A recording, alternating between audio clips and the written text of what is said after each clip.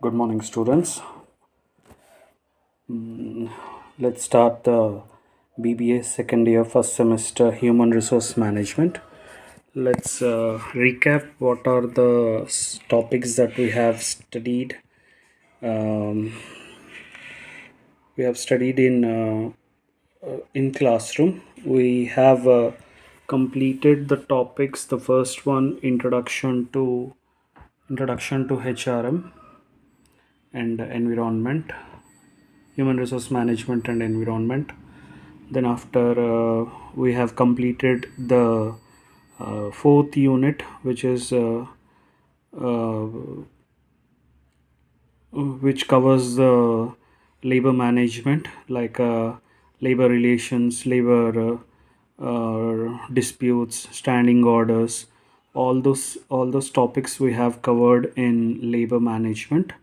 And then after we started learning acquiring human resource. In acquiring human resource, we have completed 80% of the topics, like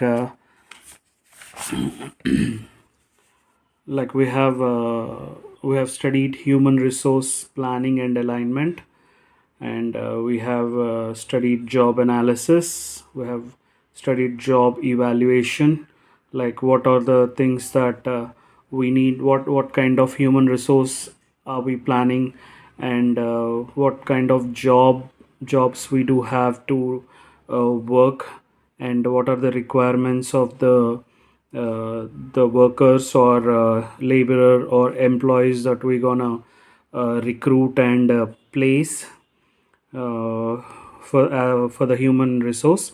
And already any like anyone who is already qualified and experienced in doing those jobs, and we are acquiring them to our organization for human resource. Then aligning them for our job requirements is one of the topic that we have covered here.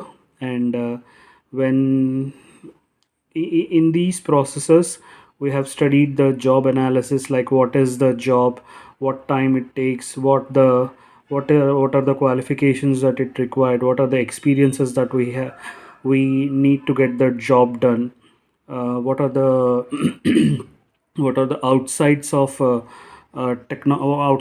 the technology or technical skills that need for the job to be done is being studied in job analysis. And in this job analysis, we have evaluated various features, like as I said, that what are the resources, what are the machine tools, what are the facilities, or what are the infrastructure, and on other side, what are the qualifications, what are the specified trainings that they need to get, the workers or laborer or employees um, need to get the job done, is being discussed in job evaluation. And in this one, we have also studied uh, what are the remunerations that have to be paid, or and what are their their technicalities about the about in consideration with wage acts, and the regulations pertaining to the wages or salaries that this job need. And then after analyzing and evaluating, the job is being designed, saying that so and so job is there with so and so features, so and so responsibilities, and for this job the designation will be so and so, and the payment will be so and so, the performance cycle will be of so and so time limit, and the perquisites or any kind of monetary benefits or welfare, like labor welfare activities has to be done. That will also be designed in job design. And then after analyzing the work and evaluating the work, and we have designed the job, And this job designing will also have a part called job description, which it is like a prospectus for an employee, issued by employer, saying that these are the things that qualifications, work, technology, remunerations, welfare, mm, that all those things will be shown up in job design, and the job description issued by doing the job designing. Then after, with that job designing, human resource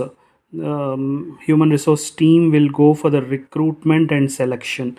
And this recruitment and selection, where you evaluate the people by their qualifications and skill sets and previous experiences, and their ability to work. All these will be done in the recruitment. And selection is the process where you select the specified people for doing the specified jobs. And as per the job description, like anywhere you need a physical strength to get a job done, you will select the people where who have a physical strength. And the jobs which need a which need a thinking capability and capability and planning capability, those jobs people will choose the people who are onto the intellectual side or academic side more. So such kind of recruitment and selections subjects we have studied in recruiting and selection. Now the leftover topics that we have to um cover now is the placement, the second thing is induction, and the third thing is line and staff. So placement, induction, and line and staff is the three topics that we have to cover under the unit 2. With that, we will be completing 3 units that I have said. We have already completed the unit 4, labor management, and we have first completed the unit 1, introduction to HRM and environment. Now we are already half, 80% completed for the acquiring human resources, with a leftover 3 topics that I have just said to you: the placements, inductions, and line and stuff. After completing these 3 topics, we will be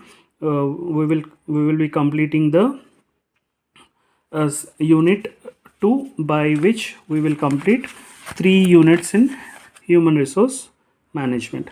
Now let's move to the topic called placements.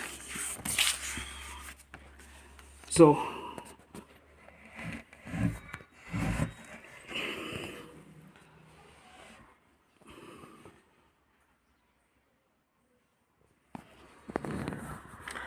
now when we are studying placements, um, what does we generally talk about placement is, whenever you're joining a college, saying that does this college will provide any placement facilities to the students that who have joined and studied over here, or do you have any like in campus job recruitments are being going.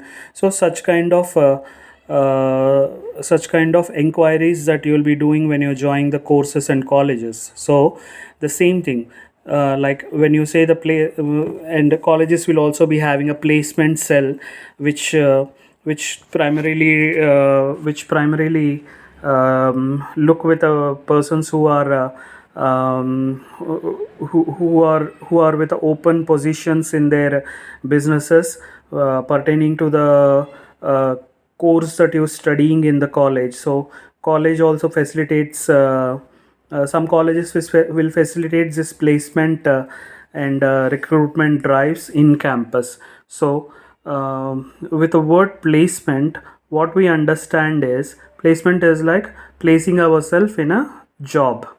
So placing ourselves or any one person in a play in a opening that a business have. So this is more in specific. You study when you study, it says that placement is a process of assigning a specific job to each of the selected candidates. So when you're saying you're assigning a specific job to each of the selected candidates, what is that look out? You look out for a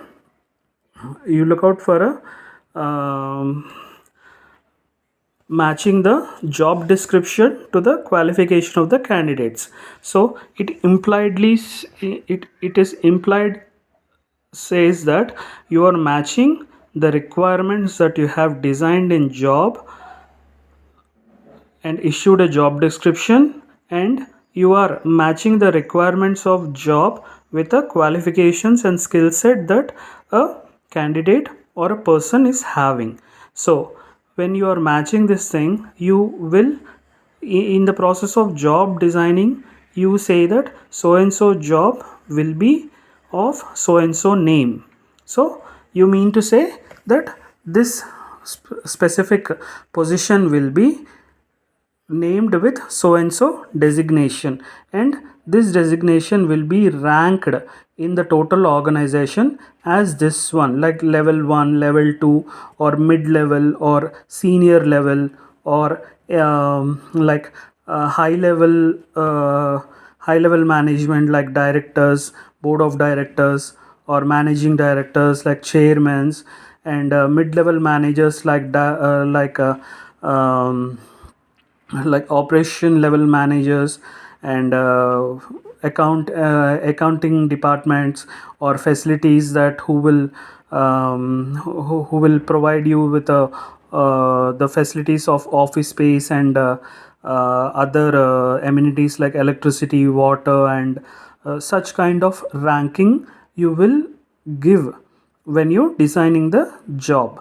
And you will also, when in the process of job description, you will also describe the responsibilities that will be assigned to that specific job, like so and so work has to be done, so and so work has to be done in so and so time, any problems erased, so and so solutions have to be find out, and those problems has to be resolved, and any issues or any disturbances caused either by the human resource already in the organization, or any external forces, such kind of disturbances are to be solved. So those responsibilities you will narrate down in the job description, and you will start selecting the candidates. You mean you will start recruiting the candidate for the, so that you can select the right person according to the job design that you have done. So what does this placement the three factors that placement will look out is job demands. So when you go out in the labor market, or you have to you will be considering the what are the job demands, what is the job needs, how kind of what kind of person that specified job needs, whether it is an intellectual, or very qualified, or semi qualified, semi skilled, or any crash course qualifying persons are eligible for doing that job. Such kind of job demands you will take into consideration in the process of placement. So then after, imposes are the thing that where this selected candidates will work, in what kind of environment these candidates will work, what kind of work pressures they'll undergo, what kind of facilities or what kind of technologies there are being given, what kind of what kind of line and staff these these jobs will be like, who are the team members, who are the fellow laborers or fellow employees they do work with, and what kind of coordination or what kind of relations that they have to maintain. All these things you will be you all those things that are being considered in imposes. And then after, offers is, okay, job demand says that what is the work to be done. Imposes is that how the work will be done. Now offers are the thing when select candidates are coming and working for the organization. What are the monetary benefits, what are the welfare benefits, like what are the safety conditions that they will get while doing these jobs, and all those things are being shown up in offers. So whether whether the remunerations that are designed or offered are in sync with the qualification or skill set that the candidate is having or not will be evaluated. And this offers will also be like, it's a continuous process. Like it doesn't only ends at the time of recruiting or placement of the candidate, it will also go through the continuous evaluation, like when they are performing in the organization, and what are the and you will be evaluating their performances, whether they are meeting their objectives, set objectives, and they are not meeting, or they are already finished their objectives and they have reached more benchmarks than what you have set. All those things will be evaluated, and the same like because of they are they are more into productivity, and you will be offering them the extra rewards that as a token of appreciation that you will be paying to them, are all being described in offers. So placement in turn is one of the process, like job designing and job description. So in this placement will is having a characteristic features. Now uh, no, I'm sorry, it's let's learn about the significance of placement. So when you're saying that placement is selecting the right candidate for the right position, when you do such kind of recruitment and selection, and placing the right person in the right position, and they are being well trained and well paid, and the first and foremost thing that organization will see is employee morale. Like when an employee is being placed correctly, his education qualification and his ability to work and his skill set to work is helping organization to grow, and in turn that employee is being given a right pay package, or wages are being given on a timely basis, appreciations and rewards are being paid to the employees, that will in turn improves the employee morale. Means they will get in personal touch to the organization on more, because of their work, like as they have felt the business as their own business, even the business has felt the employees who are working are of their own men. So it will boost up the employee morale. Second one is reduces the employee turnover. When placement increases employee morale, it obviously decreases the employee turnover. Employee turnover is a it is said to be that employee turnover is like any people who don't wanted to work in this organization, or they wanted to leave of the organization for the better opportunities. Such kind of things are all called employee turnover. You can refer as a attrition as one of the attrition is being termed as a employee turnover, where employee does not feel himself to be rightly treated or rightly paid, and he is not given the right opportunities to in doing his job, and he is not being rightly managed by the bosses, or such kind of all of things that you have studied in the labor relations in topic 4 are the prime factors for can become the prime factors for reduce the employee turnover. So when you place when you take all those consideration, when you're placing the right person at the right place, it will in turn reduces the employee turnover, and also reduces the employees absenteeism. Like when you are when you are selecting a right person to the right job, like the employee is having the right skill set for the required for the job, then employee will not feel disinterested in doing the job, and you have provided all the amenities that are need to get the job done. Employees will not temporarily take or continuously take leaves, or they can manage their personal lives than taking leaves. So such kind of things will be reduced. Employee will start inculcating a culture that he will balance out his personal life with a work life. So when the placement will help out, like reduce the absenteeism. Second one is accident rates.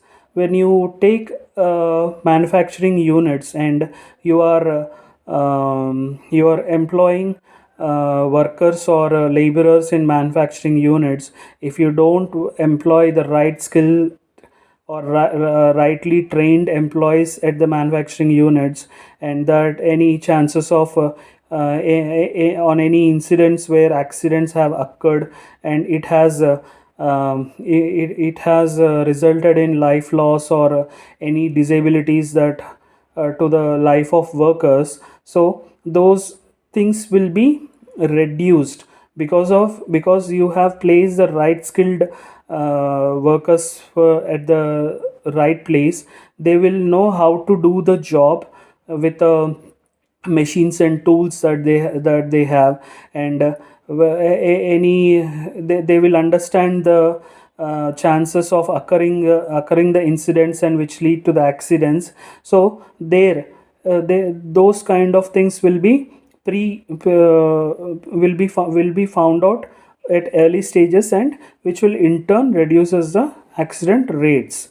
And then after, the topic is it the placement will avoid the misfit between the candidate and the job. As I said, the right person at the right place means all the three topics that we have studied above, like any faults that will be happening on these things will be avoided if your placement cell is doing a right selecting a right candidate for the right job.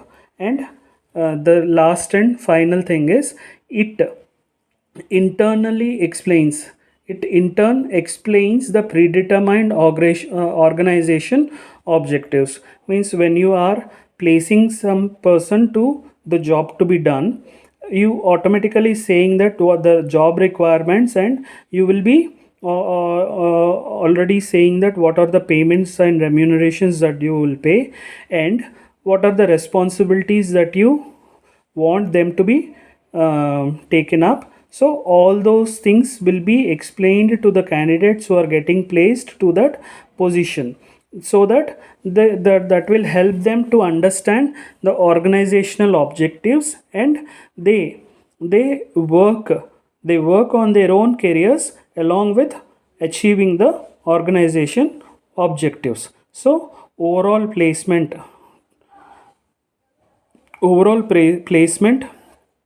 taken by the human resource will have a lot of significances in getting the job done. Next, how to make effective placement. How to make effective placement is like, when we are dealing with a human resource, we're dealing with a humans, and humans are have a tendency of getting the tiredness or fatigue. So when you, to overcome that kind of tiredness and fatigue, if they do the same job again and again, they feel tired and fatigued. So to overcome such kind of and feelings, like in tiredness, in fatigue, they might not be taking the total responsibilities that they have to take. So such kind of things will be overcome by job rotation. Like anyone who is doing same kind of job for 6 months, and there is a chances that they can feel tired with the job, and they can take lenience in doing that job. So when you rotate the job, if the job one, they've been doing job one for last 6 months, and they and they need a job change, so you rotate them to the job 2. Then they will start learning new things, they will start learning new skills, and it will make their career path, like it will also in turn personally enriches the it internally enriches their skill set, and also and also improves their employability in future. And training and development, as a part of job, every organization will some or how will be looking into the training and development of the employees that they have, like any skill set which has been already there by their educational qualification, or any skill set that have to be more polished by any trainings that they have, that they can get in the market. So such kind of training and development skills, like development skills is not only for the job related, even for the personality, the such kind of development activities will be taken care by human resource. And the this training and development is a one of the integral part of placement that human resource will be doing. Job enrichment, as I said, job rotation, training, and upskilling the current employees, and getting the new technologies, making them learn making them learn more technologies with no cost incurred in job trainings. Such kind of things will will enrich the knowledge of the candidates that are working on the job. Then after, it will in turn personally enrich their skill set, educational qualifications, and like their future employment skills, they will enrich. It will in turn helps internal organization, and also as a person, on an employee perspective, it will enrich their qualification. And empowerment, when you give proper training, when you give proper total responsibilities that they have to take up, and give full freedom to the employees, they will feel empowered. So empowerment is like, with a full responsibilities, you giving them free hand independence, they feel empowered, and they will take the right decision for achieving the organizational objectives. And in turn, it empowers them, like, to get into the higher designations, like getting promoted, getting more rewards, getting more high bonuses, that will empower them. So these are the things that human resource department will look out when they are looking out for the any placement of job. So please review the video and comment your questions in the comment section.